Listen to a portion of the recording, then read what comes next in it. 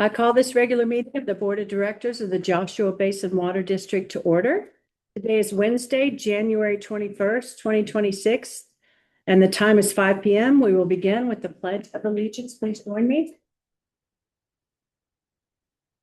I pledge allegiance to the flag of the United States of America and to the republic for which it stands, one nation, under God, indivisible, with liberty and justice for all.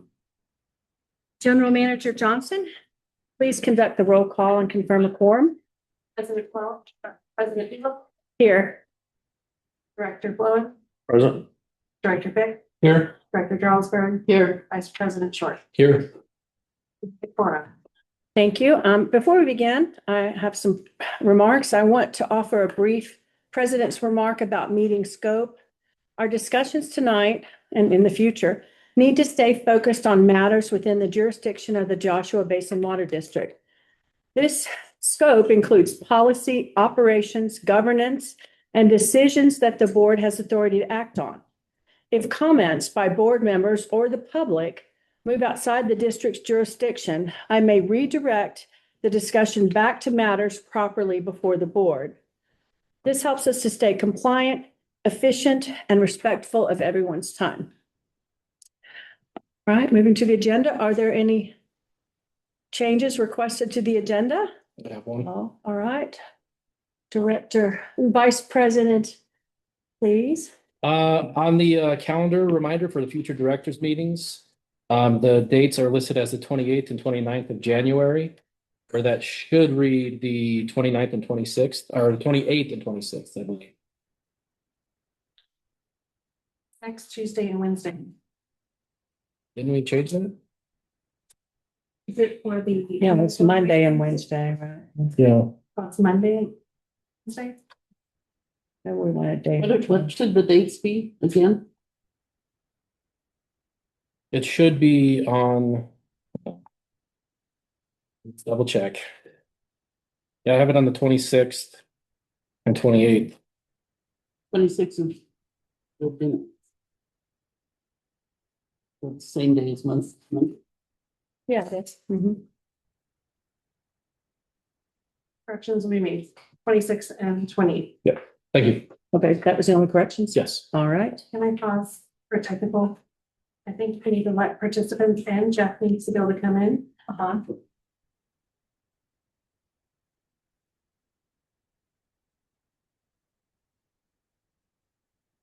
So, you can go ahead and close that now. Thank you. All right, I'll entertain a motion to approve the agenda with those changes. Second, All set. all those in favor say aye. Aye. All right, the motion to approve the agenda carries. We will now open public comment. This is the time set aside for public comment on any district-related matter, whether appearing on the agenda or not. In accordance with California's Brown Act, the board is prohibited from taking action on items not listed on the agenda. At the discretion of the board president, comments on a particular agendized item may be deferred until that item is heard. At the discretion of the board president, I already read that. Please state your name when you do speak and limit your comments to 3 minutes.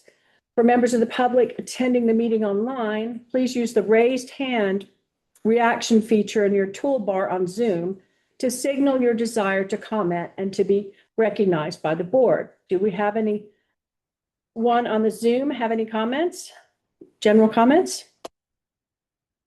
Lisa, if you can open up the panel, just to make sure. Give us a little bit of grace. We're learning this new platform. Yeah. We have 3 attendees and it looks like no one has raised their hands. Okay, it appears that there is no public comment on the Zoom. General Manager Johnson, are there any electronic, written, or voicemail comments? None to my knowledge. By hearing none, the public comment period is closed. The consent calendar on our agenda. The consent calendar allows the board to approve routine matters efficiently while preserving any director's right to remove an item for separate consideration. Consent calendar items are expected to be routine and non-controversial, to be acted upon by the board one at a time without discussion. Is there a motion to approve the consent calendar? Um, Director Jarlsberg? I had a quick question. Okay, so is, what item On would the you like? Financial. Okay, so Director Jarlsberg has requested that item B, the first fiscal quarter financial report, be pulled. So stand by for that. And in the meantime, let us approve the consent calendar. Yes. So do I have a motion to approve the consent calendar? Move. That item missing, okay, and a second for that? 1 second.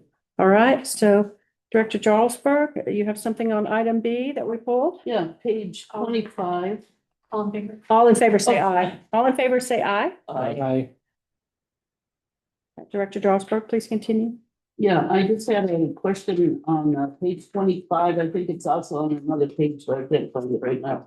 Under the consumption ranking, I do understand that this report itself will be more significant when we have half a year into it rather than 1 quarter. But there were 2 items here in individual.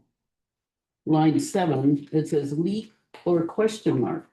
And then another one down, 9, individual, long-term rental, leak or theft. I'm just wondering why there's a question mark. Don't we know if it was a leak or a theft? I mean, Not always. okay, Sometimes it's unknown, unknown origins.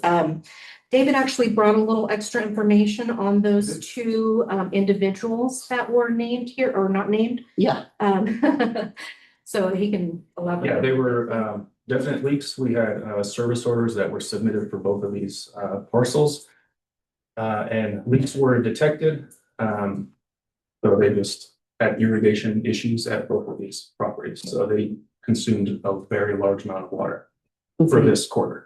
did you find that out after this was printed Yeah, up? probably. Yes. Okay, all right, Yeah, he did the research after I had already put this together, so. okay, Yeah. all right. Well, thank you for answering my question. And I actually looked at number 10 CMC. That's my old place of work. So I reached out to them and they did confirm that they were having a reseeding project during that quarter as well. So, Reseeding, reseeding. me, grass. okay. All right, seeing no further discussion on that item, is there a motion to approve item B, that first quarter financial report? I will move to pass the first quarter report. Is there a second? I'll second. All those in favor say aye. Aye. The motion carries. Next on our agenda is the discussion action calendar, and we have item A with an informational presentation by our guest from Rojas Public Affairs, General Manager Sarah Johnson. Thank you. So if you recall, last year we engaged in services with Rojas. Have them tonight to bring a presentation to the board on work that they've been doing and talk about future work. Yes. Yep. Thank you.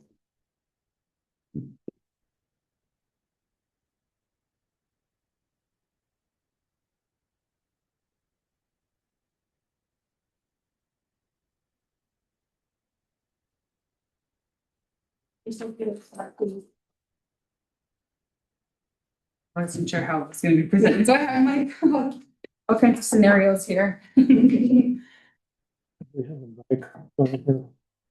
I can be really loud if you need me. No, they're using these now. Oh, Yeah, it's not Oh. going on the recorder. okay, It'll capture it. Okay. Okay, so you might want to minimize that down a little.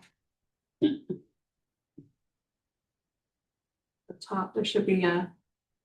Yeah, the format's a little bit different.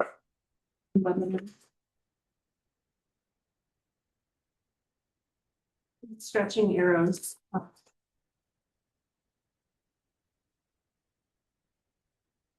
Jasmine, please. thank you. Thank you so much. My name is Jasmine Cisco.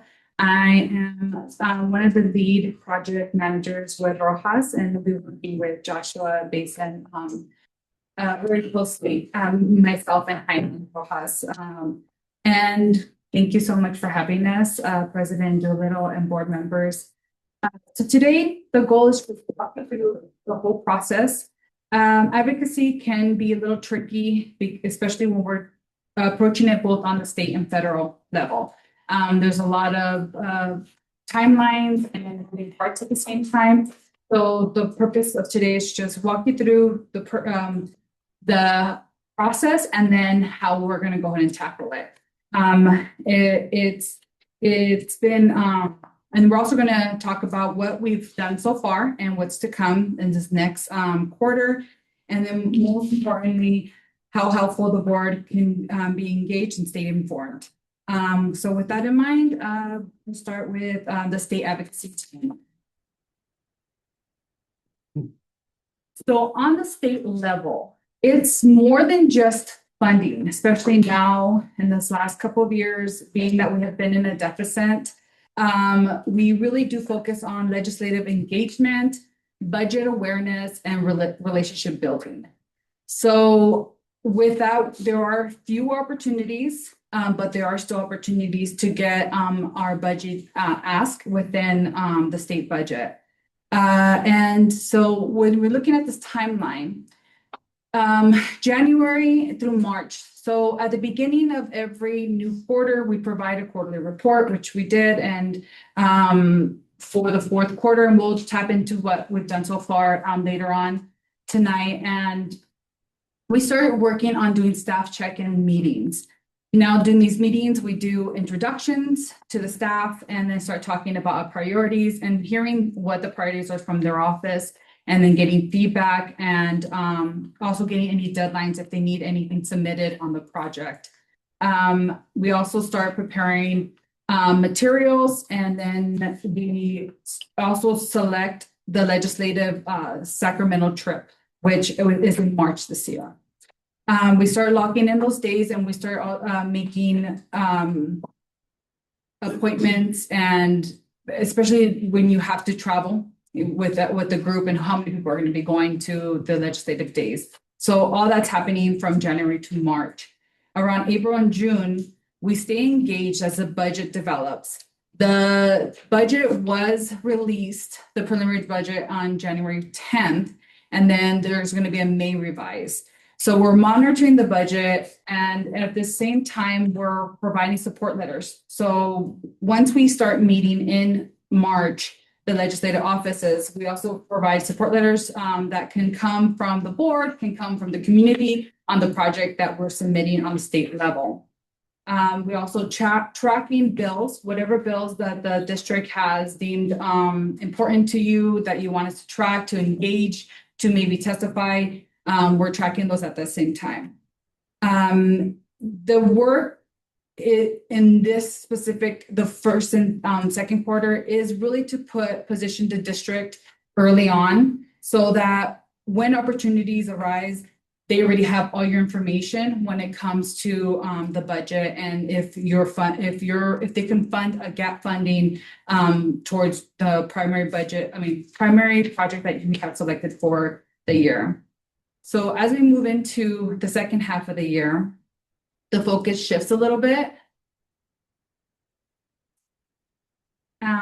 So we continue monitoring and following through. So there are major decisions that are already in motion around July and September.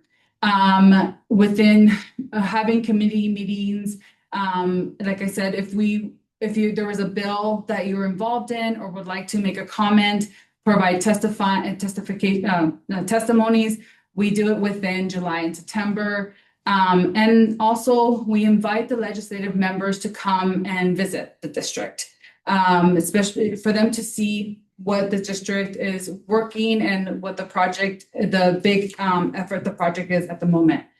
And we also, around July and September, especially in September, we start looking at the new year. And we reach out to the client and we ask them what's a good time to start meeting in October and December. And going into the fourth quarter, by that time, outcomes of all the bills are passed, and now it's time to plan for the priorities of next year. We start having these meetings with the district around November, December, reflecting how the year was, what worked, what didn't work, how we can improve, and the wins that we had that year. And this is where the quarterly updates are really helpful, because every quarter reflects a little different work that we've done for the district. So with that's on the state side. Do we have any questions so far? Okay.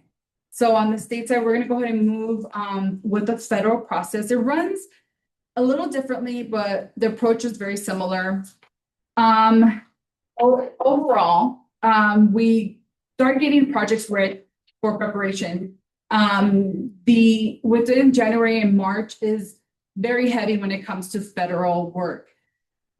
We're preparing materials and how we're going to approach applying for the community project funding on the House submission. So these are known as earmarks, and these are typically available around March.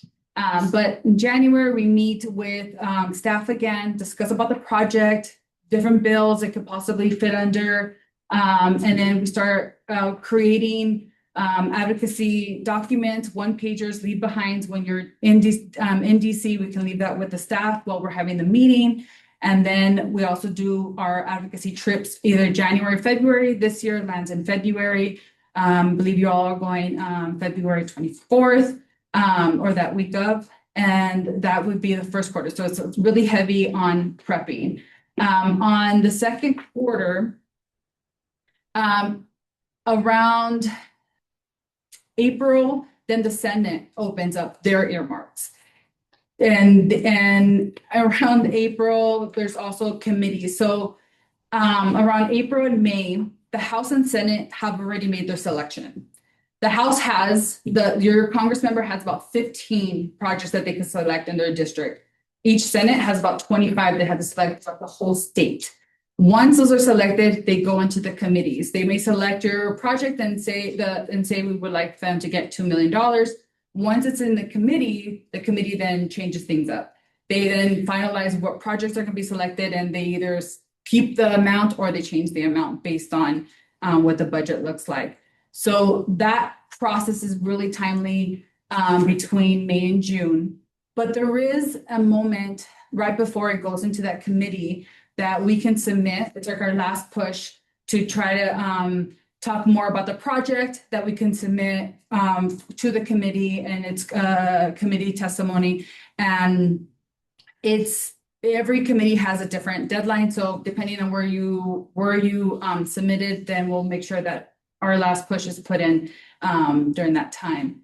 And around this time, we're just keeping up with all the regular updates, appropriation announcements are had, and we're then giving you guys all the updates as we find out if the projects made it out of the committee.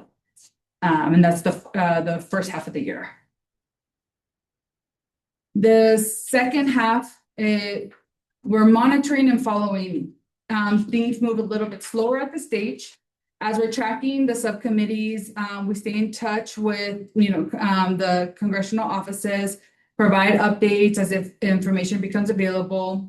Now, we can also at that time, same around time, and they have breaks. And this year they have a bigger break because of midterms. So they'll be in the district or around the district around that time. So we can definitely have and hopefully, ask the Congress member to come visit us in between that break. And again, and I'll leave it up to how well you guys want to give a tour. Sometimes you only have an hour, so we got to get creative on how you want to provide that information to the Congress member. And around August, you'll see final appropriation approval. And once it's approved and out of appropriation, then it goes into the House and the Senate starts swapping notes, and it goes into deliberating approving each other's projects that they selected. And once that is finalized into the budget, then it's up to the president. As we know, we are in standby right now. The last couple of years have not gone traditionally has it been, as it's been. And we're waiting to even get that bill specifically signed this month to see if all the projects that were selected through the committee are going to be funded. Unfortunately, 2 years ago, they weren't funded, so it just really threw off how the process is. So typically, this is how the process happens, but if as things change, we spoke to staff members, they don't speak a reason of not having earmarks again this year. But we're waiting till next week till we find out what happens with the president's signature. And the fourth quarter, just like the state, but you're gonna see very simple parallels, you know, when it comes to meeting with staff. We then start prepping for the next year, reflect, even if your project is not selected, we still have those meetings with the staff and ask them, how can we best represent this project? Why it wasn't selected? There's multiple, I mean, they're, especially on the Senate level, they have the whole state and they're going to select 25. They say, no, this was a great project. Please submit this again. Sometimes it takes a second submittal to really be selected. And so when things feel quiet on the surface, there's still a lot of tracking and relationship building happening in the background. And that is our federal timeline. So what have we done since running up? We had our kickoff in November, and that's where we were able to decide what the priority project is. From there, the Belmont Pipeline Replacement Project was identified as the priority project, and we started building out a funding strategy that looks with that has multiple paths. The federal opportunities with community project funding, potential WRDA options, state budget opportunities, and Proposition 4, which we're expecting grants to roll out mid-year this year. And this all aligns with the state and federal timeline that I just shared with you. So this groundwork is really important for us to start developing one-pagers and documents that we need when we start approaching the state and federal offices. For legislative days for Washington, the district is going February 24th to 26th. And then for Sacramento, March 9th through 11th. In December, we did provide guidance and correct agency contact for a submission of the protest letter to the governor's office and the State Water Board Control Board. And then so this month, we have reached out to the staff members at Senator Ochoa Boa and Assemblymember Wallace for dates to meet over Zoom. And this initial introduction and of the projects. So we expect to have those finalized within the next 2 weeks. And then we do have a meeting already scheduled with Congressman Oberonte's office on February 24th. Yes, and then we are expecting this week to get a final decision for either Senator Schiff or Padilla or both. So we have reached out with the staff and followed up this week as well. And then looking ahead for the next few months. So January, we are finalizing reports by end of January, which is in a couple weeks, to mid-February, we should have all the staff check-ins, scheduled meetings, draft the one-pager. February will be prep for DC advocacy days. Again, finalize more materials plus support letters.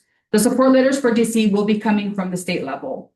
And then we'll ask for local support as well. If there's any agencies around here that would write a support letter for your project, would ask for you to get those. We would draft the support letter. So the offices really appreciate when we have a support letter as a template, and then they kind of edit however they want to. That makes the process or the turnaround of receiving that support letter faster.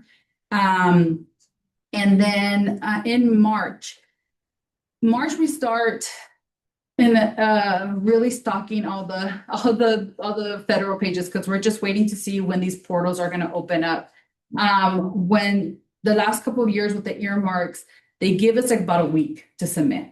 And it's a quick turnaround. I think last year was like 3 or 4 days, but they had pity on us and extended it. But it is a quick turnaround once the portals open. And the board engagement, which is really important. The one place where board engagement is especially valuable is during the advocacy days. When board members are able to participate, it really helps reinforce the importance of the district's priorities and adds weight to those conversations. Outside of those moments, the day-to-day advocacy work stays closely coordinated with staff, with quarterly updates to keep the board informed and engaged. You know, especially these next few months, we work closely to coordinate with staff during these months. So it's really important to have quick responses between us and the staff as things develop. And then as we're providing the quarterly reports, we can come and give you quarterly updates. And during the meeting, you can ask questions, give us feedback, and we will give you what we've done and what's to come. So we're going to always keep you informed on the work that we're doing for the district. And with that, I will open up to conversation with questions. Thank you. General Manager Johnson. I can start with a question. I noticed on the projects, there was one major project that was missing. I just want to make sure that that doesn't get missed. I know the one that you have on there is Belmont, and that's more of a shovel-ready project. That's why we talked about. But I do want to make sure Chromium 6 is our largest concern. Okay. And I know we still have more information to get to you Yeah. on that. I wasn't sure, like, I know we're going to work on the Chromium 6. You're absolutely correct. This one, I think we talked about, just so the board is clear. They sometimes want shovel-ready projects. We're not shovel-ready on Chrome 6. So they asked for a backup project in case there were some other funding sources that could potentially help. So Yes. All right, thank you. Are there any questions or comments from the board? No, she took my question. Director Jarlsberg? Just to start, I'm hoping that other questions will stimulate thought. But I think one of at the federal level, one of the issues that made it a weird year. Yeah. It was a weird year, period, but was the shutdown, Yes. the government shutdown. And they're still talking about the possibility, or I've heard discussion about it this year. I think I might have heard that they passed something, so it won't shut down in the next month or two, but how do we deal with that if it comes up? So right now we're in what's called the continuing resolution. So that's the bill that got passed so that the lights can turn on, people can get paid, and the government can For a month or two, I think. Correct. So that's we're waiting on what's gonna happen at the end of the month. They have until January 30th to sign the bill or the government shuts down.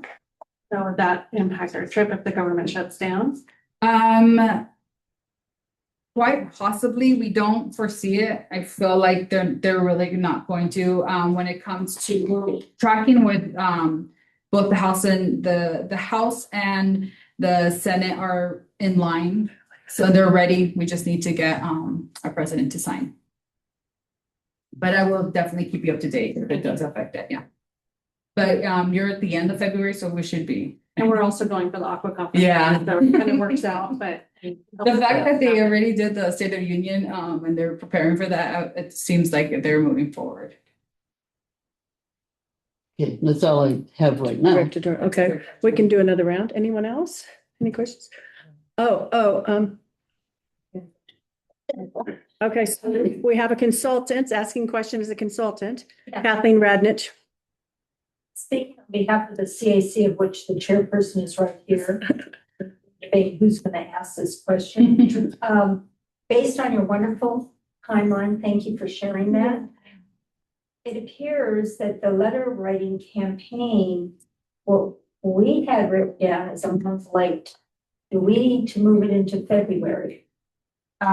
What's your, I haven't. The letter writing, you helped us with some of the CAC, or Citizens Advisory Council, is doing a letter writing campaign, asking the state to give more time on compliance with Program 6, and we sent those over to them. I don't know if you saw them, but I think Jaime saw them. Yes. And then gave us some feedback.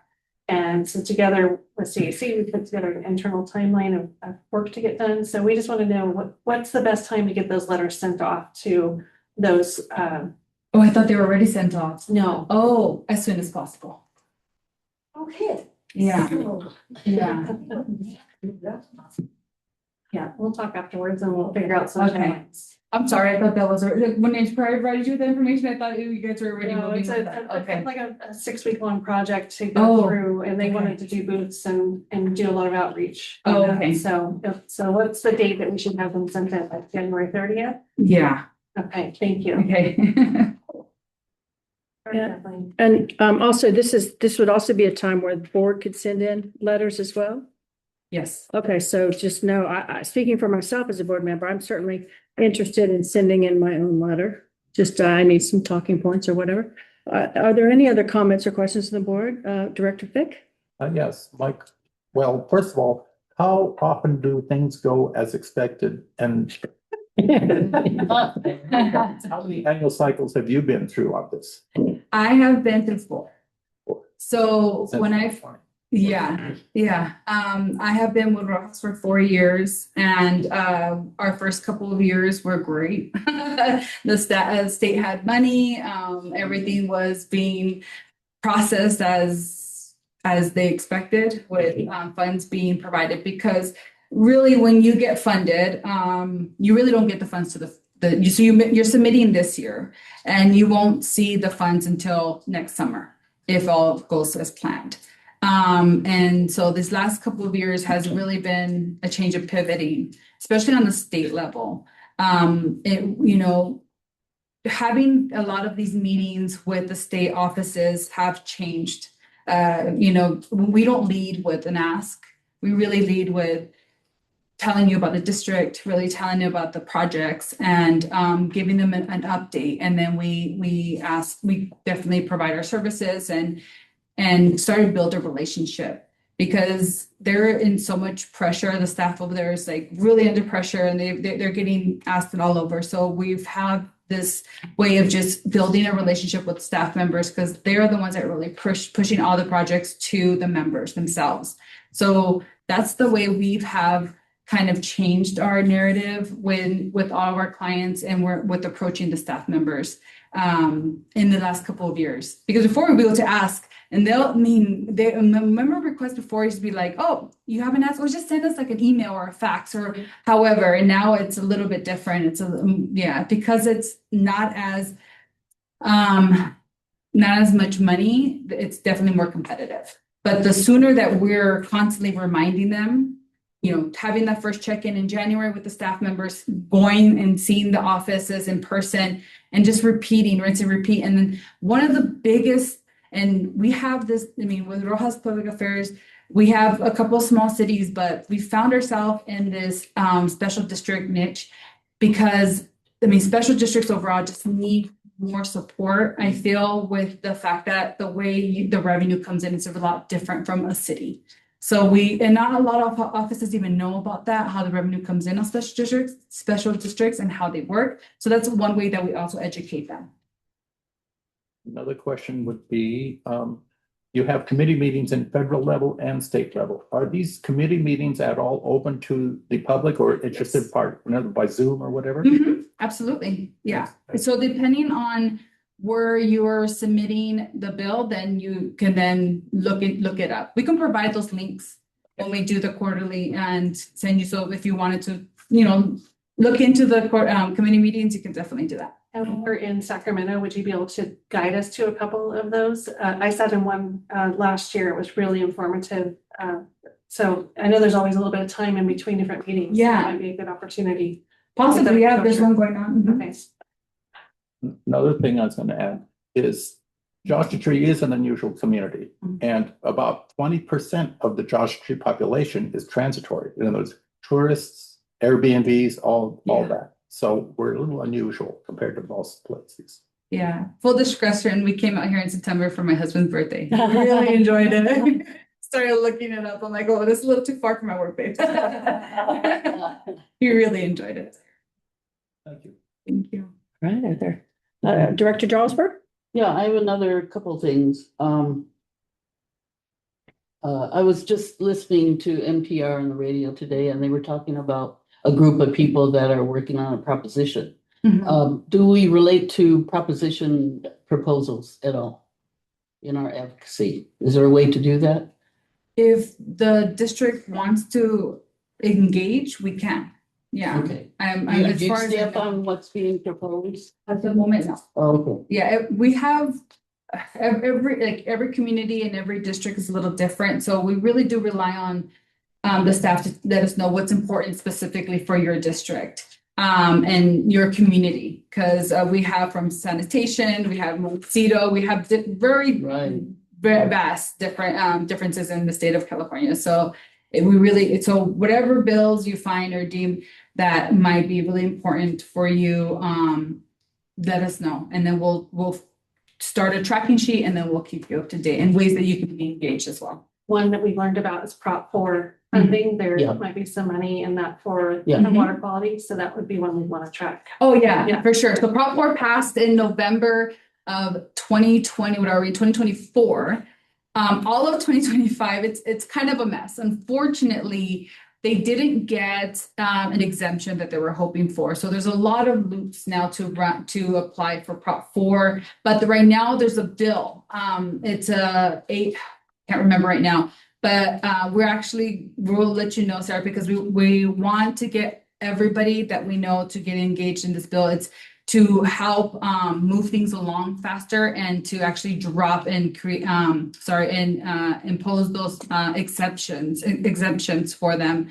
So I forgot who, I'll let you know. I don't know on top of my head what assembly member is pushing it, but we're going to definitely engage on that bill because we want that one to pass so that money can start being dispersed. I understand their purpose. Their purpose is like, we got to be careful. This is a lot of money. This is going to be important. We want to go to the right people, and it's for it's for underserved communities. So it's a really great opportunity. It's like 4 point something billion that's going to be dispersed, and a lot of, I'm talking about hundreds of grants that are going to be provided. So we're really excited. So I did mention that we're thinking at mid of this year, but they're working on it. They really are on starting to release some grants, but there's a lot of them. Yeah. One other, we've already started working relationship with our assembly person and state senator. Okay. And they both have had meetings in the Morongo Basin in December, and several of us attended those meetings.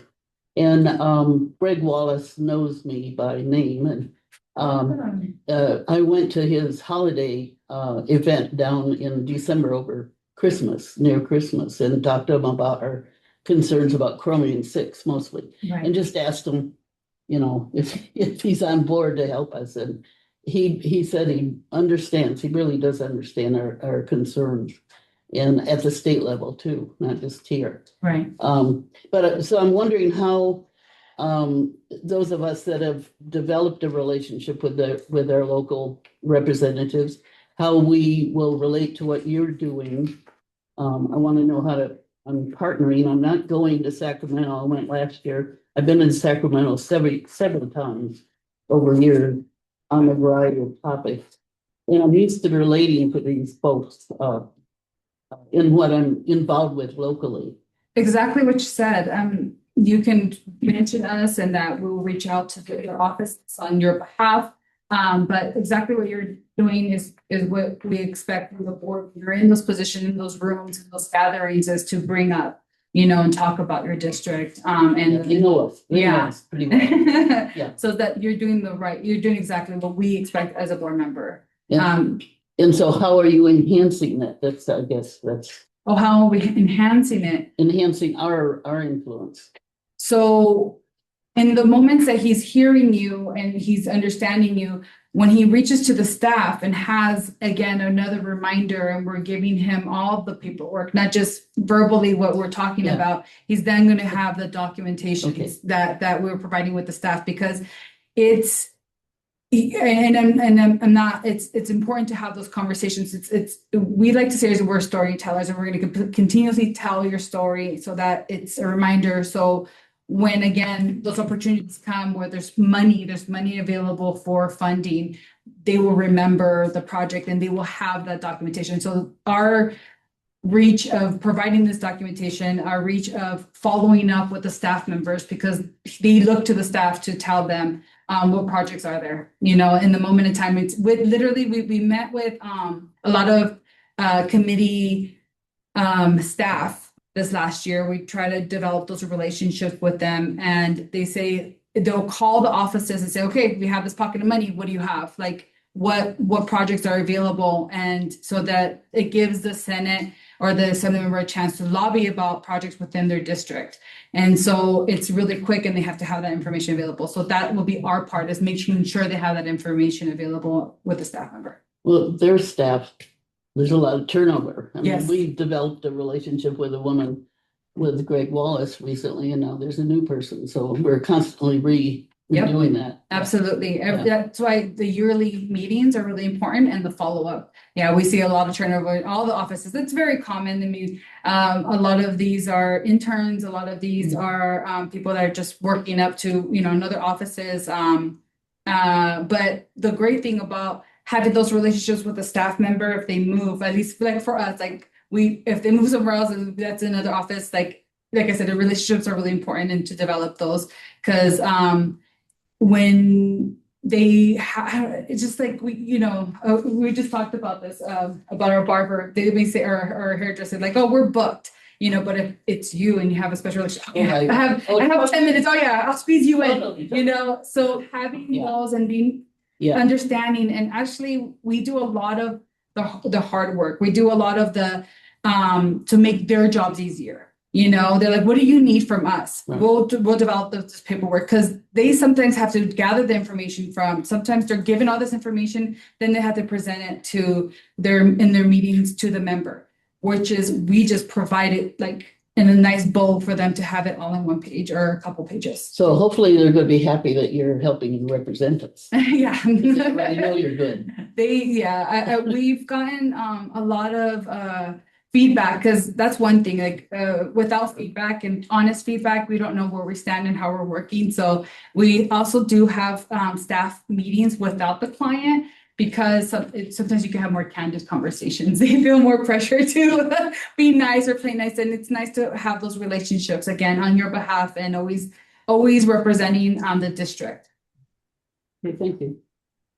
I did just real quick, wanted to just throw in, just so you have it in back of mind, to Director Jarlsberg's question on propositions. Once something does go on the ballot, there are certain restrictions that do apply in terms of what you can do and can't do with public money from a government agency standpoint. So we can certainly work with you if it got to that point, if there was something of interest that was on the ballot, a ballot that you were looking at. All right, And we thank can you. work with Ross. Council? All right. Are there any other comments or questions? Oh, Director Fick? One more, you might throw something at me. Do you lobby at the county level? We do. It's not in our current contract, but it's something that we have done. Yeah, but we can reach out and have set meetings if needed. Help with that. Okay. Director Floyd? I was just sort of curious, the big dog gets the most food.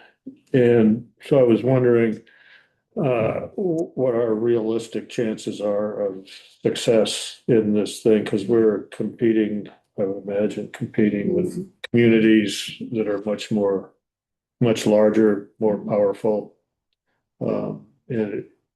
I know you don't catch a fish unless you have your hook in the water. Right. And so that's my approach to it. But should I be surprised or disappointed if we're not successful in this, or is it, oh, well, we'll try next time kind of a thing? So I completely honest, it is a long process. It's not, it takes maybe a couple of years of developing the relationships, especially on the federal level, if there's been no relationship building, because some of these projects is their second time around. This last year, Some projects got selected based on that they were selected the prior that no projects were funded. When I spoke to the Senate staff, I said, okay, is this gonna happen again? You know, are you gonna select projects? Because, you know, when we had these meetings, I'm like, what was wrong with this project? How can we improve it? It's like, your project was great. Everything was good. It's just that the Senate decided to go with projects that were selected the prior that didn't get funded. And that was a decision on their end. So it's, like you said, if you don't start, if you're not at the table, you can't eat. So we are bringing you to the table. We are bringing, you know, Joshua Basin up into DC, into Sacramento, and really speaking on your behalf and in their ears as much as possible. We'd like to at least tap, you know, check in with them once a month, if not multiple times, but not, we really walk that line. We don't want to pester them, but it's more friendly, you know, how's it, do you need anything from us? Is there any update? And then when we actually go up there, we have met with staff members, like just on, you know, have a cup of coffee with them and have a conversation, because like I said, having those relationships makes a big deal and makes a big difference. On the state level, I would say, other than Prop 4 grant funding, I wouldn't expect much from the legislative office themselves. But I have high hopes for the Prop 4 funding and the grant that comes through there. So to be creative and where the project fits in Prop 4 and maybe in multiple grants, that's and there really are helping. We met with the agency that's heading it. I can't think of the CRM. And they're creating a lot of technical assistance on these applications, because they know that these communities are the one that the Prop 4 money is for, needs the most help. So Prop 4 was really made for communities like yours. Right. So it's not made for the big dogs. The Prop 4 money is not made for big dogs. It's really made for smaller communities and communities in need. So on the state level. Now on the federal, we're going to submit and we're going to follow through as much as we can. And like I said, if we get it the first year, that's an amazing run, but sometimes it takes a couple of times. Well, we're in this for the long haul. No, we're not going anywhere. Yeah. Work these problems. It's just my, you know, if the legislature approves, well, they pass 1,800 bills in the last 2 years that go to the governor's desk. All that stuff has to be funded in one way or another, it seems to me. And we're gonna get a new governor, so that's gonna be a transition. Yeah, this year with the governor, it's a different. Every time an election year always is a little bit different. It's handled differently, being that the office continues, but you gotta think about this. The new governor is gonna come in, be sworn in December or January, and then the new budget has to be released on 10th. So that's not really his budget, you know? So it's a long process, and they're always constantly working on the next year. And that's why these first 3 months for the current year is really important to get any budget in or any asks in before April. Multiple staff had told us, we appreciate it if you have any urgency, please call us. But after April, just don't, because they're going through so many budgets and they're going through so many bills. So, but they're really wonderful staff. We met with them, and what's important is that they all talk to each other.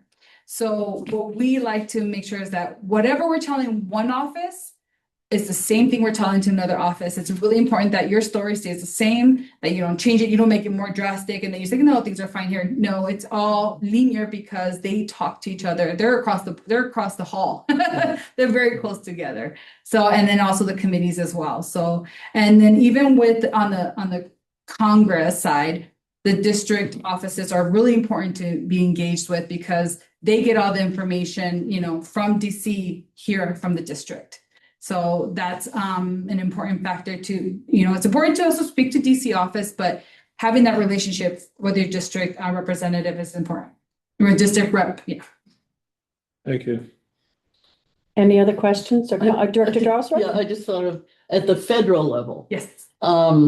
we had some issues with our representative.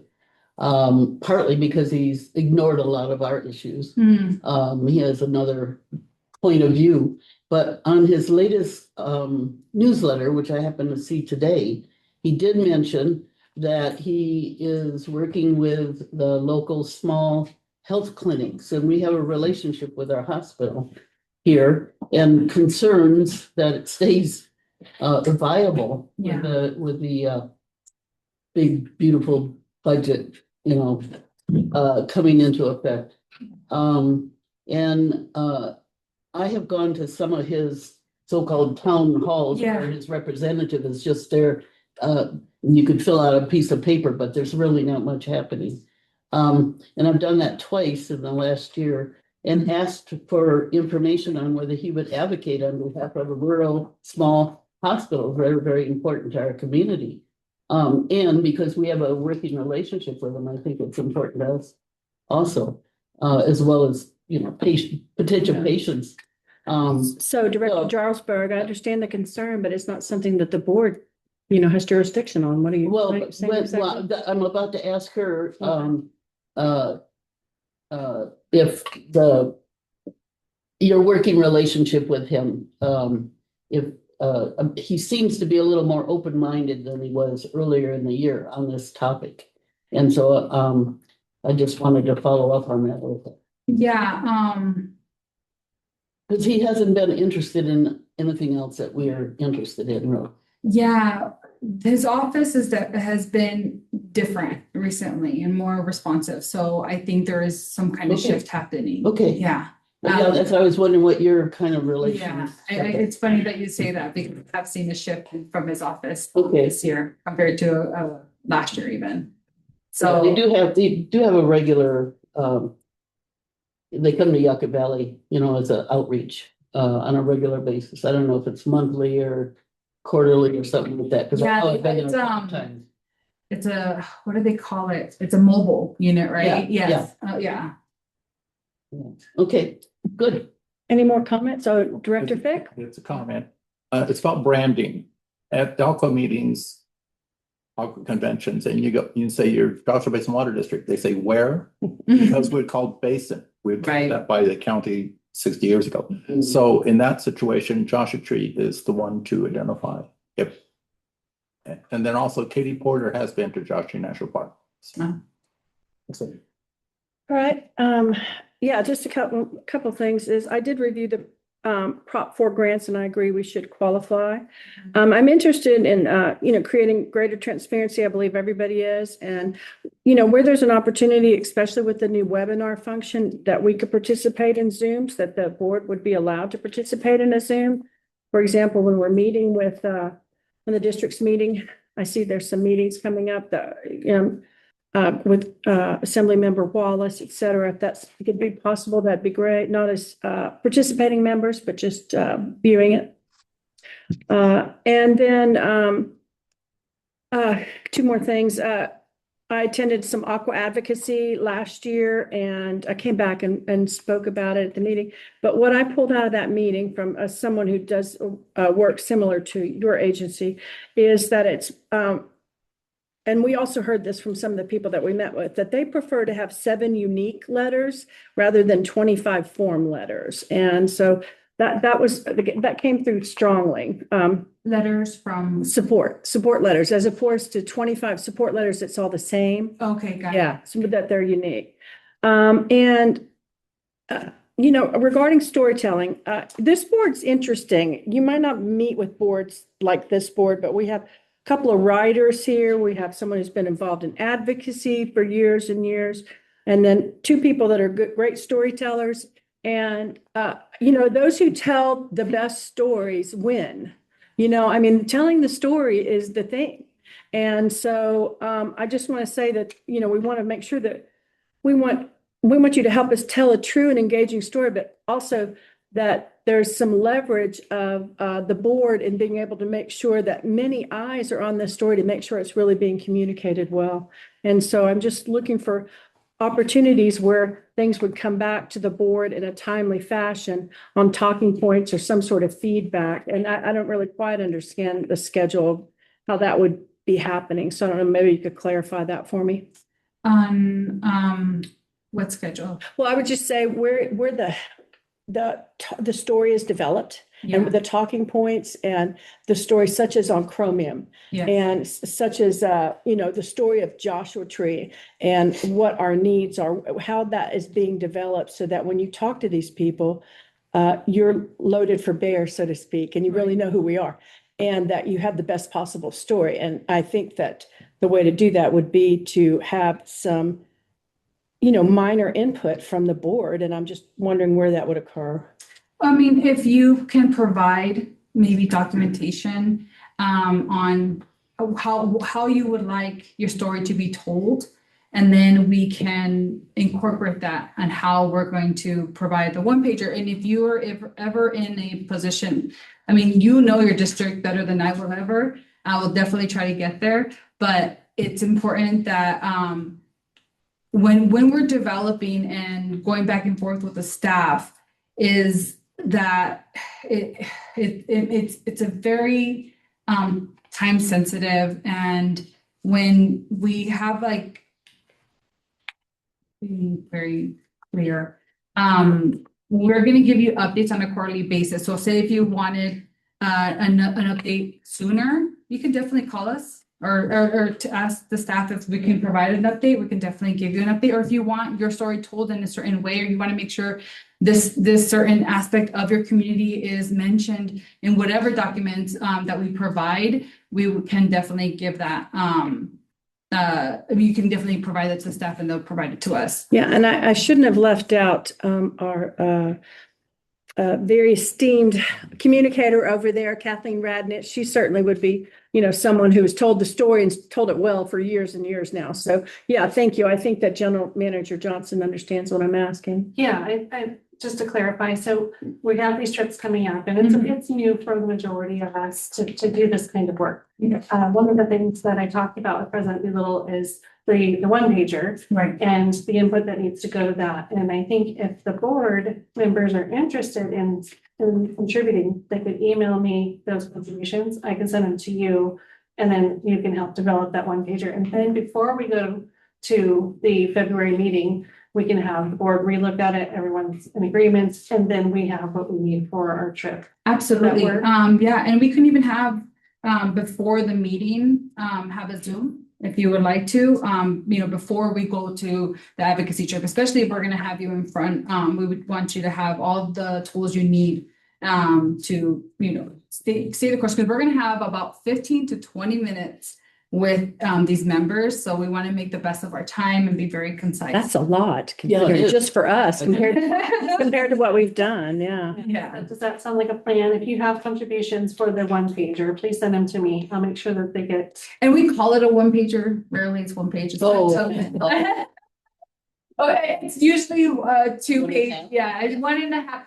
We say that to just be really mindful. Because again, even with the federal earmarks, they're one of the feedbacks we got is like, hey, we get these very long-winded explanations. This is just tell us exactly the issue and how it affects, because they're reading a lot of these applications and they're reading a lot of these one pagers or documentations.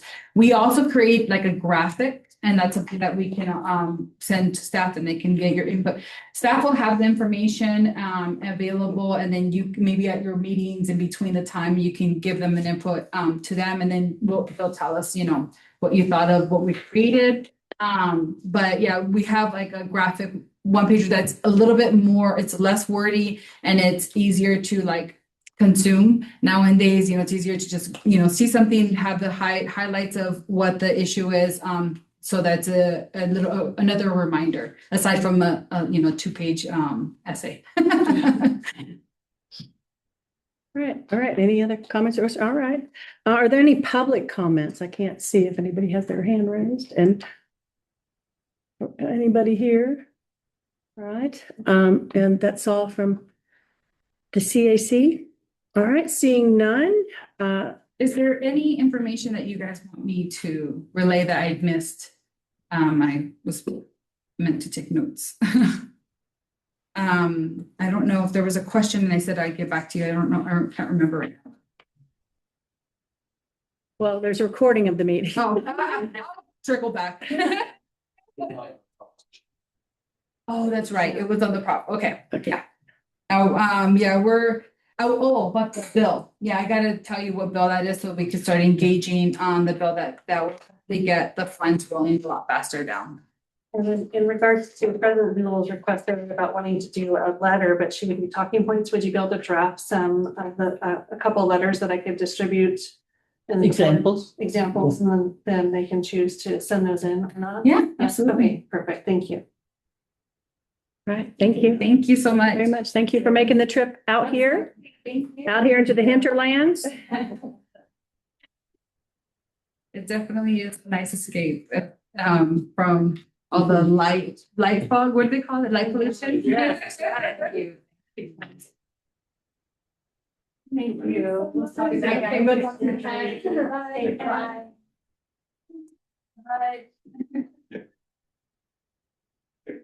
All right, so next on our action calendar is item 7B, the trailer acquisition for the dump truck, and this is presented by General Manager Sarah Johnson. Thank you. As you may recall, the district has recently purchased and taken delivery of a 2025 Freightliner into plus dump truck, which I got to have a tour and a ride in. And I will say for a vehicle that size, it's pretty smooth. You know, I was expecting it to be really, hard on your body, but it's actually really nice, which is good ergonomically, good for staff. As planned, we need to acquire a trailer capable of transporting heavy equipment and hauling materials with that said dump truck. We obtained pricing and evaluated several vendors and determined Big Tex Trailers provides the best value at $39,326 plus taxes and fees. And therefore, staff is recommending the purchase of this Big Tex trailer in the total amount of $47,563.35. And we feel like this will be the most cost-effective balance for compliance, capability, and operational benefit, and will actually work with the dump truck. Happy to answer any questions. Are there any comments or questions from the board? Director Jarlsberg? I just had one, I saw one of these parked down the road here next to the highway, empty with nobody near it. I thought maybe you could go get it. It looked exactly like the picture. There's a quorum vote on that. Yeah. Any other comments? Oh, yeah. Yeah, anyway, I think it's a good idea, obviously, so, And planned and under budget, so. yeah. That's the big one under budget. Okay, Director Flowey? Director Flo? From this picture that, indeed on their website too, Big Tech's website, I can't tell how many, we obviously see twin axles in the rear, but I can't tell how many tires are back there. Is that 4 or 8 tires back there? You tell? Right. I think it's 8. It I does. hope, I hope. Double Yeah, they're Really dually. better. They're dualies, he said. They're dualies. Julie's. Okay, That has been evaluated by our team, including Ray Colish, and making sure that it will work for the purposes that we're requiring it for. yeah, it looks like there's these 2 legs that are in the front under the label Big Tex on the trailer photograph, and it appears that those feet that are on there are large enough for being on soft surfaces, but we could probably enlarge those without too much trouble too. I was trying to figure out, there's 2 other things that are dropping down towards the rear from the 2 front legs there, and I couldn't figure out what those were, you know? That's one step. Oh, yeah. Yeah. A little ladder. Nice shooting. I never thought of that. Also should clarify, there's still a couple of pieces of equipment this will not be able to transport. So that we can't, there's a couple that we're gonna still have to use a service for when they need to be moved. But this is a majority of, I think it's only 2 pieces of all of our equipment that won't be able to transport. No, Do we have any heavy equipment, other than that gigantic hoop, whatever you call Excavator? it? That Yeah. too? The one that starts with a P, that one? The Pettibone? Pettibone, yeah, Pettibone. Do we want to put that on this, or is it too big? I don't know the answer to that question. I can get it. Don't know. I don't think so. I think the excavator and one of the loaders will not fit on this. Well, yeah, it's somewhat concerning if this has a wooden bed and we're putting that tractor treaded, steel treaded thing on there, that it might eat the surfaces on this thing. So it'd be just as well if it didn't fit. Yeah. That very well could be one of the pieces. I apologize. I don't know off the top of my head. Maybe just replace the wood, because if it's metal, it's still gonna wear down. Because there's gonna be dirt stuff in the tread, so it's gonna rip up the steel as well. So eventually you'd have to cut that out, so the wood is cheaper to replace. That's a good thought. Yeah. I used to repair these things all the time. So. I detected expertise. That's all for me. Thank you. There's oak on here. Anything from you today? Is this the big text that is next to Interstate 10? It's from Beaumont or Banning. Yes. Oh, Yeah. right on. And we've looked and looked and looked for trailers. There are none to be had. It was really, really challenging to find. Well, I honestly don't know. So we feel fortunate that we were able to get this one. All right, hearing no more comments or questions from the board. Is there a motion from the board to authorize the purchase of a 2026 Ford XPH 24+5 equipment trailer from Big Tex Trailers? So moved. Second, General Manager Johnson, please conduct a roll call vote. President Doolittle, Yes. Director Flynn, yes. Director Fick, Yes. Director Jarlsberg, Yes. Director Short. Yes. The motion is approved by a roll call vote, which was unanimous. Next is item 7C, which is a surplus disposal report for board review and approval, presented by Director of Finance Ann Roman. Finance Director Roman, please proceed. Yes, so we have really what I would consider to be more of a housekeeping item. This is the surplus disposal data that we've been collecting from various departments in the district between December 2024 and 2025, so about a year. And so the finance department has a form that we request all departments report any activity to us so that we can remove any assets, attractive expendables from the books. What is attached, the list that's attached, very few of these are assets and very few would qualify as attractive expendables that at the time that these were purchased originally. So we have limited information on them. That's my point that I'm getting to. The total recorded disposal amount for this year period of time is $36,007.80. Including $15,525.78 in assets, which include obsolete inventory, items and pipe. Other items that were disposed included 240 cases of DEF fluid, an air compressor and a shed for the air compressor amounting to $2,348.60, and sale of two of those items. I believe it was the DEF fluid and the compressor yielded $1,875.69 in revenues. And miscellaneous office furniture and equipment coming from various departments throughout the district totaled $15,762. Computer-related equipment was included in that, and that was recycled to Southwest Networks, our IT vendor. And finally, miscellaneous uniform items included $2,371.42. And I've attached there's a 2-page report. I'm not sure where I have a blank page there, but so I have that list for you with a little more detail, again, limited detail on some of these that is available to us.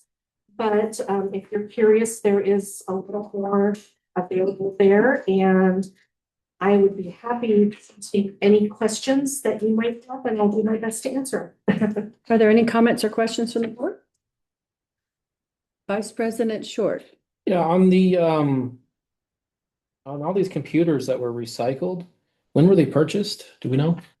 Yeah, I don't have dates on all of these. We have the disposition date. So a lot of these were probably, most likely not tracked at the time that they were purchased. Okay, Or not tracked with, that kind of detail. So, you know, a lot of the tracking began after this time Yeah, frame. all right. Yeah, so we now have a lot more information. And those have a 3-year warranty, so they're yeah. Generally, they're 5 years. or Yeah, Yeah. I looked up a few of these. The Dell Inspiron was from 2019, Yeah. Okay. for example. So That's just awesome. a note, this is not something that we've done before in this manner. We've taken a really active role in how things are disposed of and where they go when they are at the end of their life. So every year you'll see this report. And we have a really good internal process to make sure things are accounted for and what's going to the door.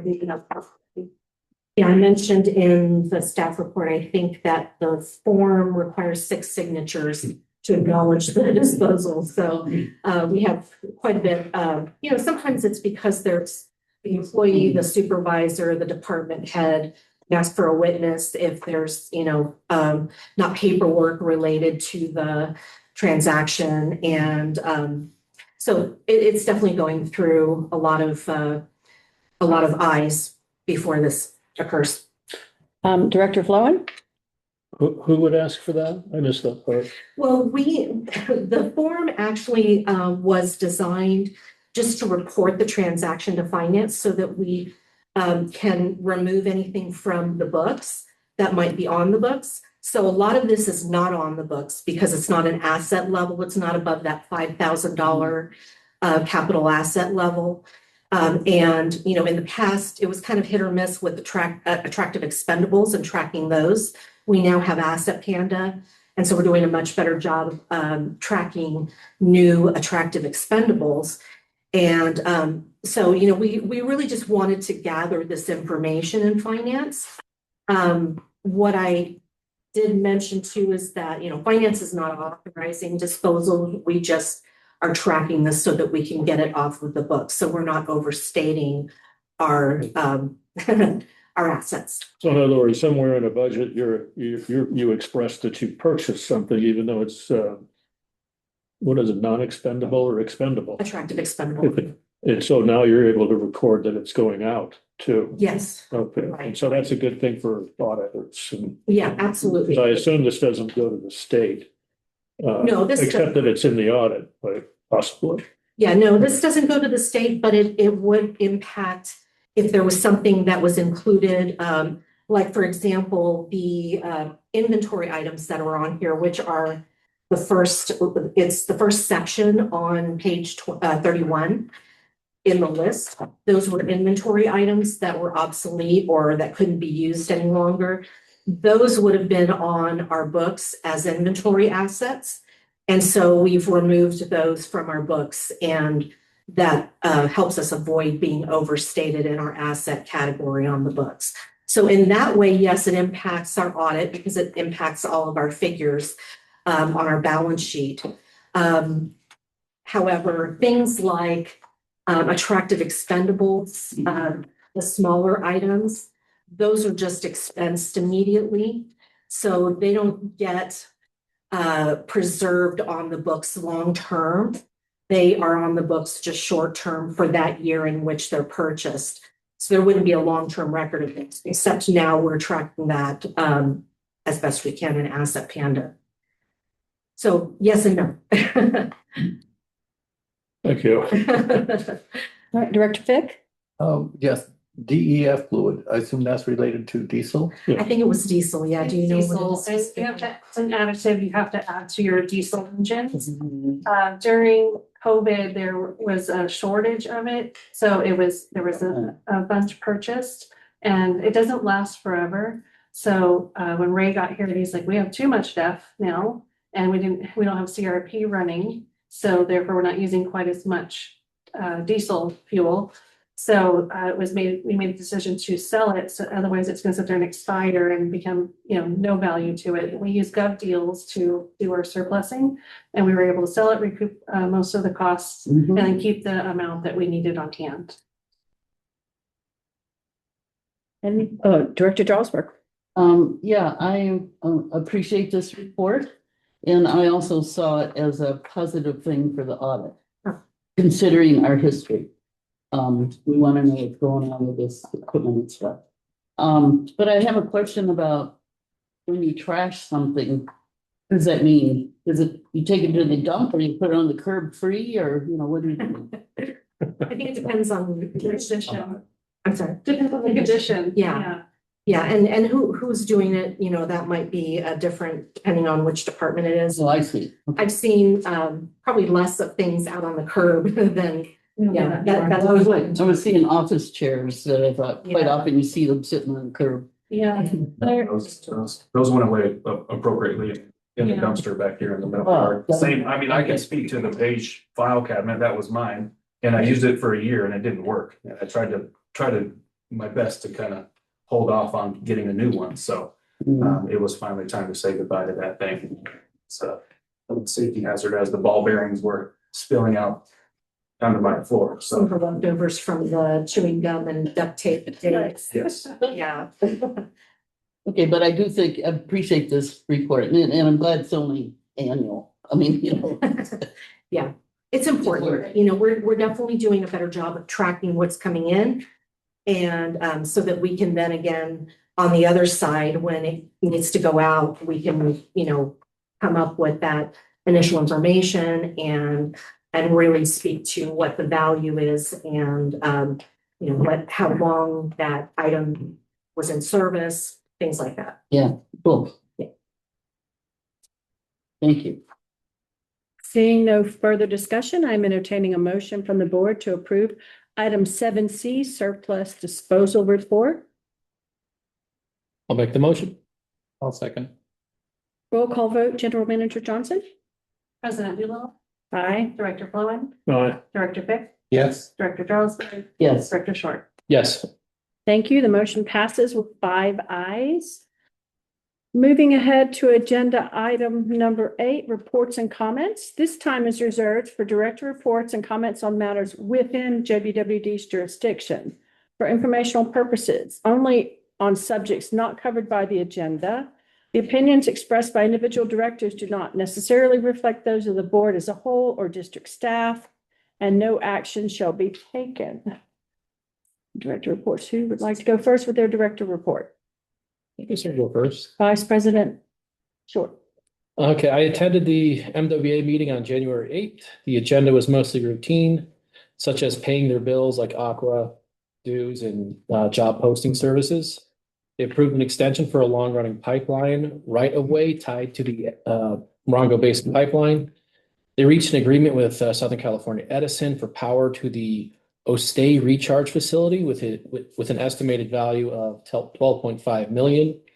We also met in closed session to discuss existing litigation between the city of Barstow and the city of Adelanto. And that's it for me. Director Jarlsberg? Okay, yeah, first of all, I wanted to say, I didn't attend any meetings. I'm sorry I missed the last one. Lost a good friend, all of a sudden, and, it's good enough to be in public.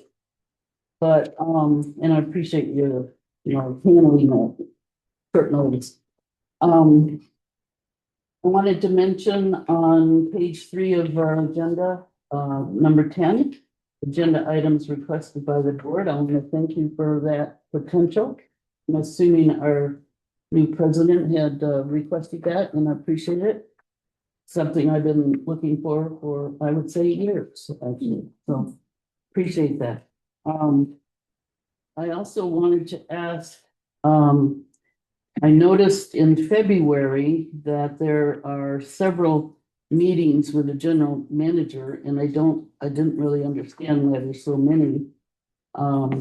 With the president and the ad hoc for the evaluation. I didn't understand why, because I wasn't there for any decisions. I haven't heard any reasoning for it, so I just wanted to ask the reasoning. And I also wanted to mention that I have been wanting to attend the TAC meeting, the MWA TAC meeting, which I had to skip one time because it was scheduled the same time as our workshop. And if President Doolittle is attending all of them, I plan to observe at least some of them. So that's all. So who is supposed to address Director Jarlsberg's questions? I guess the board. All right, well, do you want to address the ad hoc? Yeah. Well, we've been discussing like how many meetings we want to conduct to appropriately do the general manager's review. I think President Doolittle had told me in previous meetings they had done it a couple of years ago. So we're trying to get that down. I guess The ad hoc? yeah. candidate? My goal with this is to, I would say, make it more standardized to where we're not having so many meetings in the future. Sort of something that we could just pull up and So many, each year it's what gonna be kind the of same. meetings? Oh, you mean the evaluation? Yeah. Oh, okay. So the plan is to meet a couple of times prior to the full board meeting in February 18th.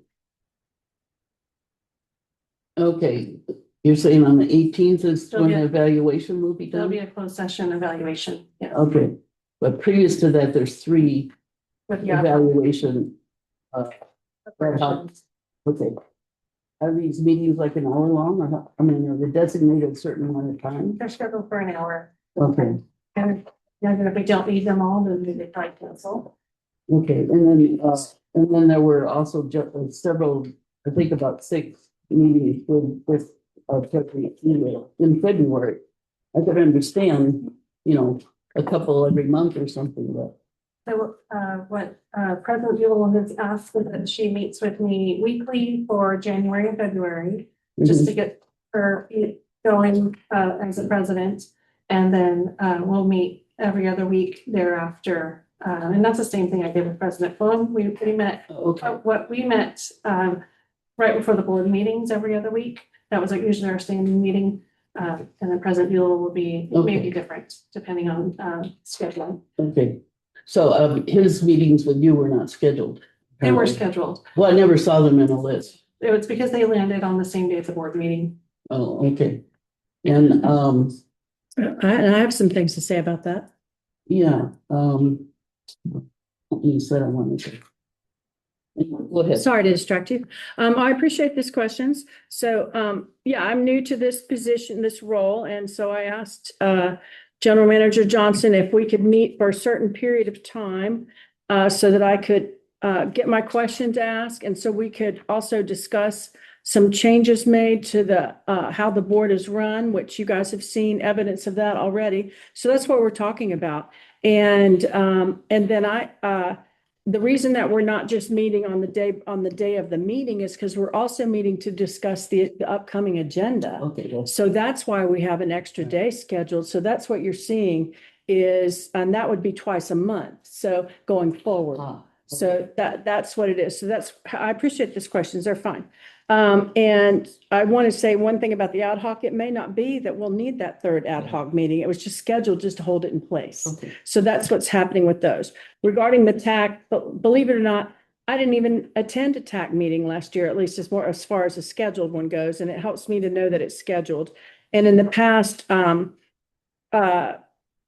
President Becky Unger, she actually attended all the TAC meetings herself. And I'm interested to see if there's some continuity provided by one person attending those meetings, very much like President Flowen when he was in his role attending the Morongo Basin Pipeline Commission meetings. And there's nothing to prevent anybody from attending those meetings if they'd like to, but that's what I'm going to try out for this year. And then we'll see what happens next year with changes in the presidency, et cetera. So I hope that makes sense.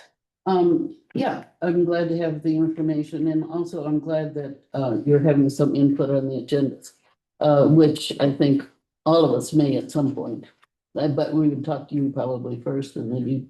Well, I think the mechanism we're going to have, and we're going to talk about that a little bit on that agenda item regarding the request by the board.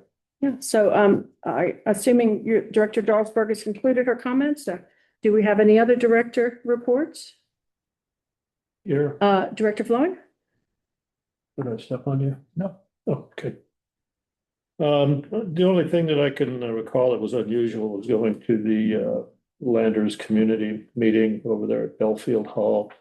And again, there actually were not enough chairs in that hall for all of the people. They had to use vacant chairs up at the top up here. Very, it was intense too. They were talking a lot about road repair, road maintenance by the county, and they're going to actually, some people actually wanted more, but they traditionally charge on property tax $20, which is not enough to start tractors out there. And we have bad roads everywhere around here, so it's slightly relevant. But they want to change the fee to $75 out there per parcel, I guess it would be, so that they can maintain their dirt roads a little bit better. I was hoping that I always like to hear from Marina West about stuff, because she's so smart about almost everything, but she didn't attend the meeting this time, so we didn't hear about anything going on with the Bighorn Desert View Water Agency, or because she's our representative with Mojave Water Agency, she wasn't there to report on any of that either. So there's a lot of talking about not much. Thank you. All right. Director Fig, any Okay. report from you? Yeah, talk about roads in that area. We understand, we being MBCA, action going on with MBCA, by the way, that the 247 is now a scenic highway. And the county neglected to tell us that it was a scenic highway for several weeks before the appeal meeting happened. And there's an appeal meeting happening regarding a project in Lucerne Valley. So that's, I won't go too deep into that, but that's Thank you. happening next Tuesday. And then also there is an annual meeting for MBCA this coming Saturday, the 24th. On the topic of gray water. Yeah, Mhm. which involves water. Mhm. And so also I'm putting faith in the number 10 here, because that's when I would want to have a comment towards the need for the county situation. All right, and there's nothing from me, so at this time, I will turn it over to General Manager Johnson for the General Manager's report. First, I'd like to thank everyone for their patience as we learn this webinar format, and we're still with it as time goes on. We're practicing ahead of time in the way that this platform works. If there's a public member who is not a panelist, like Jeff right now is a panelist, so he can speak at his leisure. If there's a public member attending the meeting, they can watch everything, they can hear everything. If they want to speak on something, they can use the hand raised feature. You will not see them on camera though. So attendees that have no camera capability. So that's what we're working on right now. There's still a little bit of bugs in it that we got to figure out. Zoom is not super friendly or intuitive on some of the settings. Are buried into different places within the platform, and then there's so many modules in there, so it took a little bit of time. So thank you again for the patience, and this should resolve the issue that we had the last meeting and keep it from happening again. Last week, Jeff and I worked on submitting a claim for PFAS. We don't have PFAS in our water, but we're always wanting to plan and prepare. And in the event that there is a PFAS issue in the future, we want to make sure that we have our claims submitted so that we're our hands in the pot in case there is some sort of issue. Now, Jeff, if you want to talk a little bit more about that. Yeah, there's not too much. The board may recall, and actually I don't remember how long ago this was, so I don't know if everybody was on the board at the time. But there is a settlement for PFAS that was reached with water agencies. Basically, there's a class action lawsuit, and any agency that did not opt out is subject to its terms, and part of the settlement. It's 2 phases. And the board obviously opted not to opt out as many agencies did.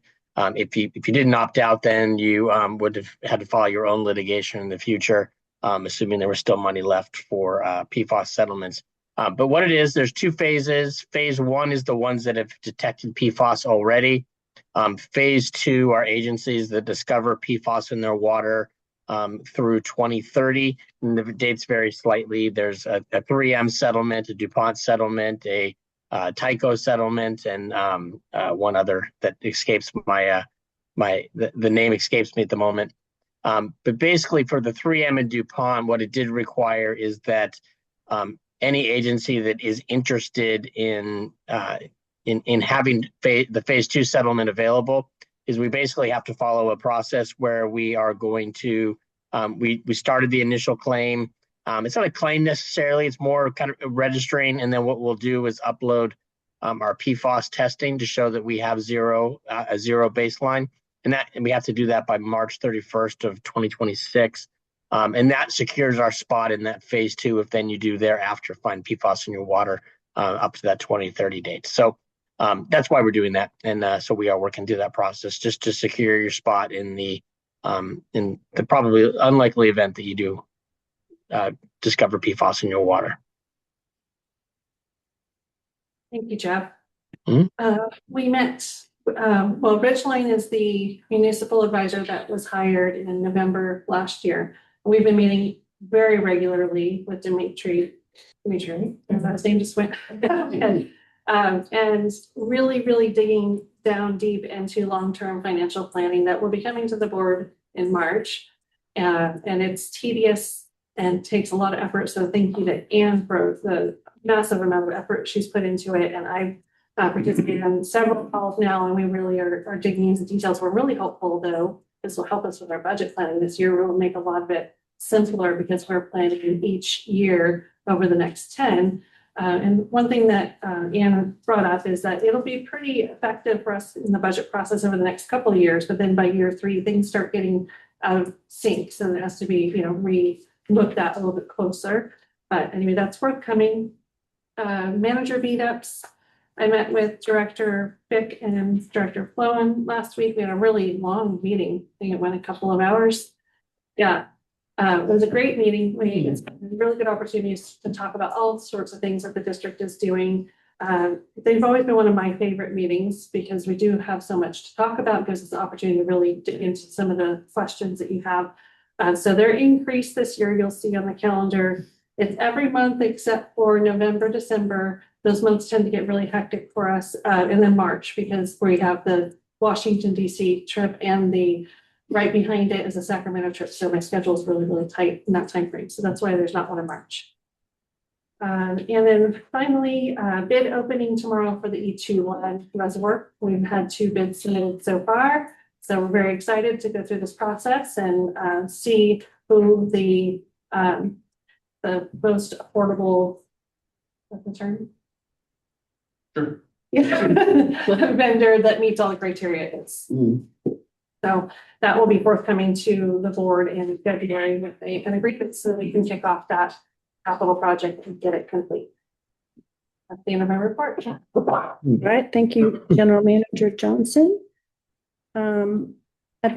Now I would like to move on to item 10, agenda items requested by the board. As all of you on the board realize, this is a new item on our agenda and it will be appearing regularly. Directors may request items to be placed on future agendas. These requests will be recorded on the future agenda items list located on the page following the agenda and scheduled as time permits. Items will be brought back for board discussion as requested. No additional staff work will be initiated in advance. This means substantial staff work. The director making the request is responsible for being prepared to discuss the topic for initial consideration. Now, I'll return to that in just one second. The full board will then vote to determine whether the item moves forward for staff involvement. So I realize that the director making the request, this is something that General Manager Johnson and I discussed in her office today before the meeting. What does that look like? What does that mean? And she has some information for us on that. Okay, so we're going to use a fake request as an example. Okay, so let's pretend we can pick on you, Director Jarlsberg. Okay, let's pretend that Director Jarlsberg requests an item to be put on the agenda because she wants trees planted in the front parking lot. Totally. So we would add that to the list that you'll see that will trail the agenda pages so that you can see the relevant information, the date the request was made, the topic of the request, and any other relevant details about it. And when we have as I work through the agenda planning process for the year and with the input of President Doolittle, find a place for it to fit on the agenda, then I will let you know. Jane, your agenda item will be scheduled for June 4th.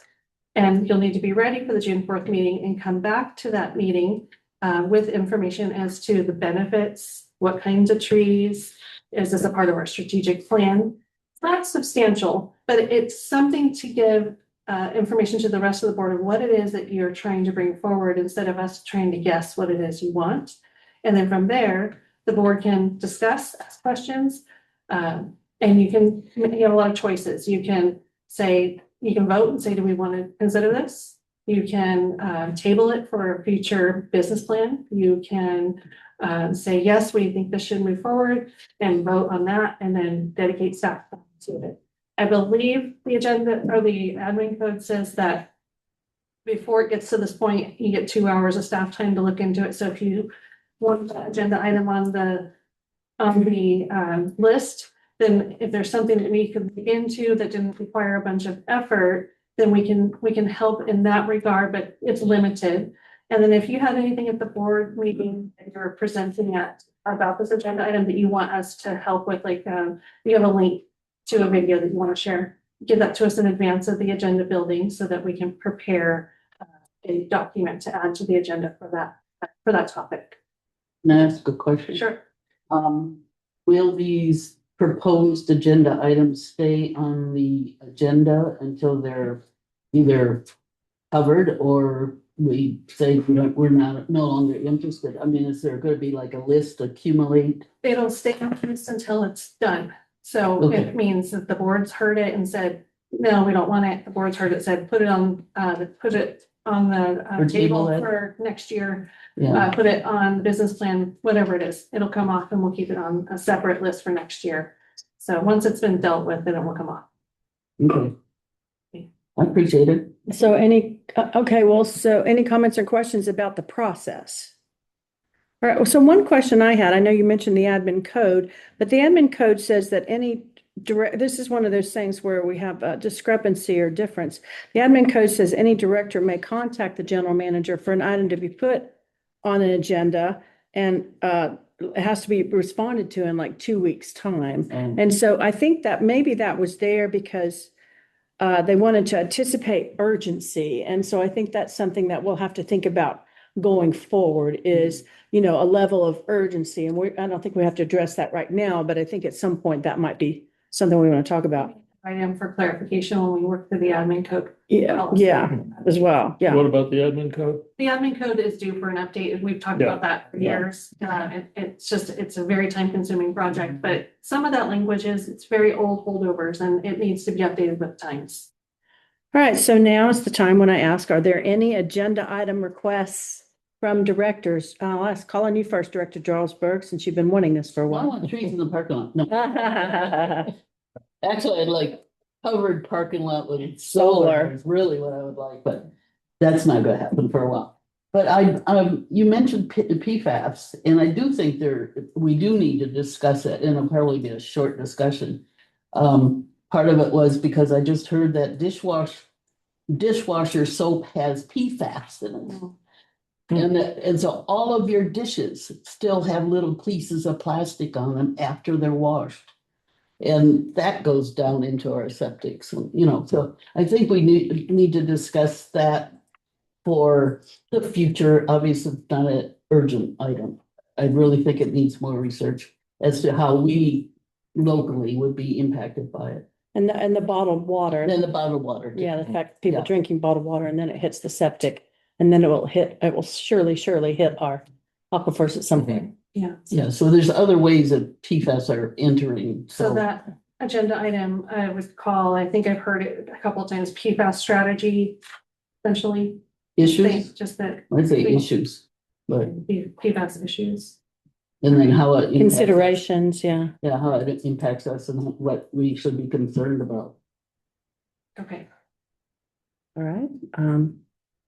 Anyone else care to offer an agenda item? No, off the top of my head. No, nothing I'm ready to defend or. Director Fig, did you? Yes, it was mentioned by general manager, about the county special district situation with, I want an explanation from a county official who knows what's going on with the $6.3 million Oh, advance for the county sewer authority. yeah.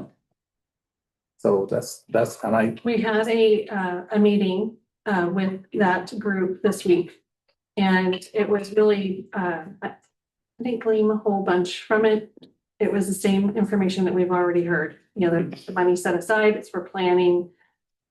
The one thing that came out of it is they're planning to do some outreach to the community to find out if they really want sewer or not. And I'll know more about it soon. I just don't have all the information yet. That's why I didn't bring it up yet tonight. But they're supposed to send me a follow-up transcript of our meeting. So I'll have a little bit more information I can bring to us at our next board meeting. But I think that's the kind of thing we just keep on the agenda until we have, you know, a time to talk about it. You just say in the future. It's in part of one of the things in the list. In the list, the sewer. Yeah. Okay. Let's see.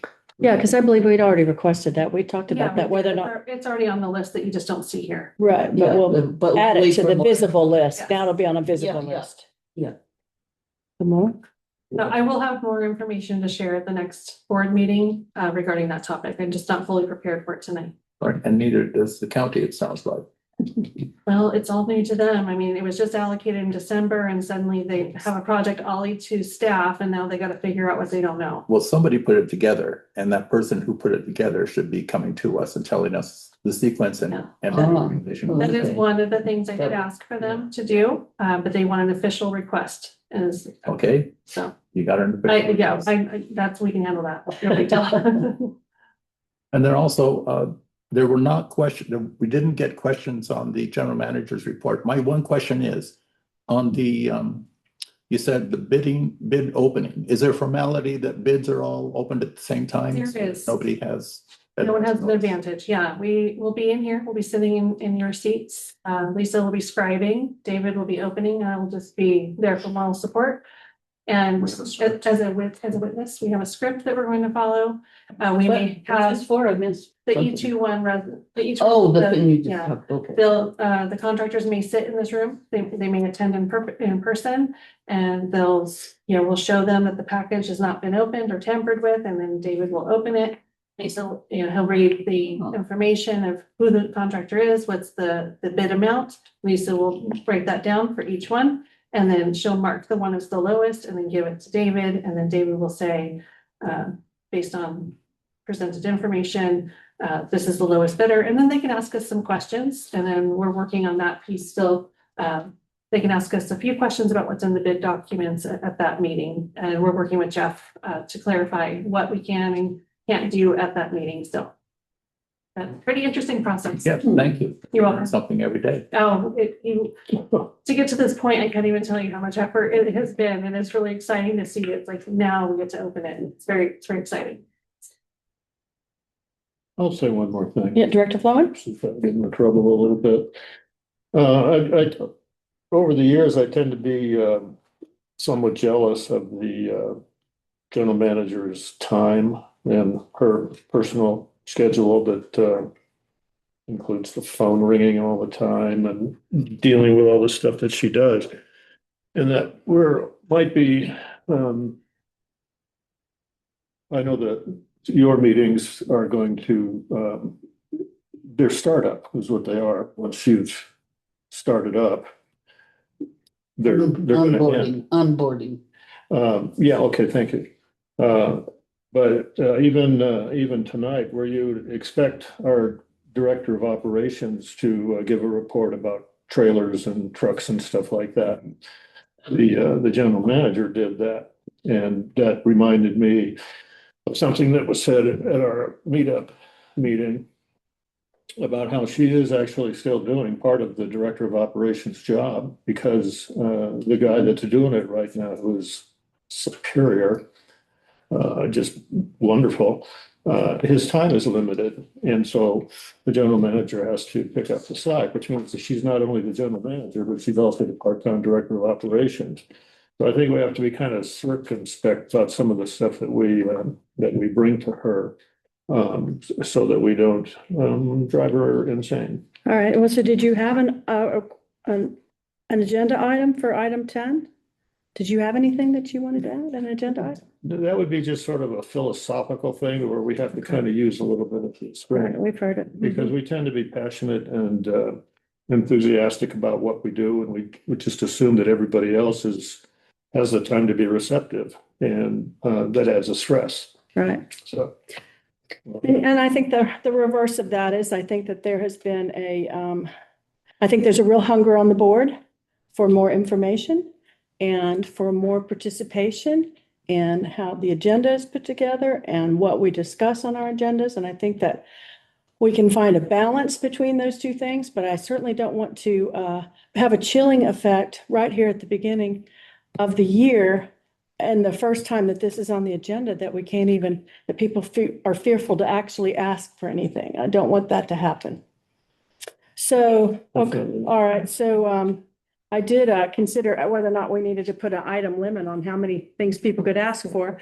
But of course, that would Never per year. that would be me. So, and I tried to keep down the number. So there's one thing is that I want to discuss, and I'd already asked, and this relates kind of to the transparency ad hoc, but chromium, discussing chromium, actually, former President Flowen and I remember we discussed this at one point, and it was his suggestion that this be one of the things that she returns to over and over again every meeting, where there's just some sort of an update on it. But my agenda request would be that we talk, we're going to have some sort of a workshop on chromium, and in that we just really discuss the harms caused by chromium, because I've been doing some more research, and in the past I hadn't been able to find any research, and now I've been able to find some more, but still it is murky for me. And I think it would be better if we all understood it a little bit better, because there are things that I've said in public related to it that maybe I could have put a finer point on and been a little bit more specific about. And I think it would be helpful if all the board had some of this information. So that would be something that I want us to look at. And then the other thing is that I recently heard that there was a lawsuit related to tiered rates. And General Manager Johnson is shaking her head, so I'm just putting that down there. I'm not prepared to talk any further about that, but perhaps that is something that we will circle back on, and the board will vote whether or not we want these items to be on an agenda. It's not just you request it and it appears. It is going to be all of us working together to say, yeah, we want this, and we want to have staff time dedicated to working on it. Question, Yeah. when is our next rate study? How many years? Next year, we're Next planning year? but it could come a little sooner. So that would be the time we would want to about the tiered rates for sure. It's something already on our radar. Do we know what the timeline is on this civil suit as to when it would be resolved and all that kind of stuff? Is this kind of topical with our rate study? You're referring to the civil suit related to chromium. Yeah, yes. To clarify. Yeah, we should have more information very soon. I would say by the end of February, we should have the trial should have happened, and after the trial date, it's not been set yet, it got moved. And right now, they have not selected, to my knowledge, unless Jeff knows, they have not selected a date for the trial. It was the 21st, which is today. It got moved to next week, and then the attorney was not available, so now they're still trying to figure out a date. My understanding is that once the trial happens and the case has been heard, the judge has up to 90 days to release his or her findings. So is that on chromium or is that on tiered rates? Chromium, not tiered rates. Chromium. And, Okay, all right. Well, then I believe that concludes our discussion on agenda item number 10. And we'll just see how that goes going forward, you all. I'd like to say thank you to our staff, General Manager Johnson, and my fellow directors. I'll entertain a motion to adjourn the meeting. So moved? All those in favor, second? All those in favor say aye. Aye. All right, the Aye. meeting is adjourned at 6:49 p.m. Have a good night and congratulations on a successful Zoom webinar. Maybe I do it all the time. Bye, Jeff. Bye. trivial thing.